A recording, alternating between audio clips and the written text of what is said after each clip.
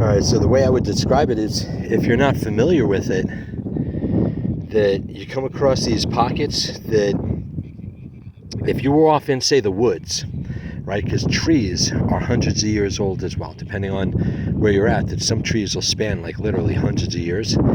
And with the culture that was living over here, that, I mean, the United States has been around for about 200 years now, and stuff started happening within the last, say, 500-600 years. But the culture that was going on, that you'll come across these pockets, like I mentioned, and it's like artwork, that the way that the things are displayed within here for what was going down in the area at the time. So it's not just a place that was inhabited, right?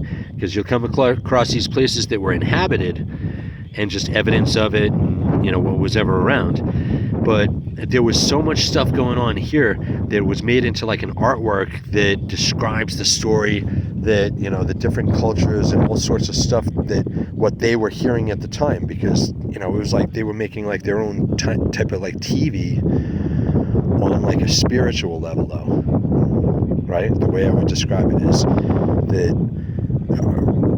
you come across these pockets and the carvings and stuff, that I'd come across it, and it was so precise with like the accuracy of like the crystal balls, the guide stones, psychokinesis, telekinesis, whatever, the events, right, that speak for themselves, that they had things written on it that were happening in, like, say, today's time. And as I was standing there like reading it, that you get visions, help be a part of things.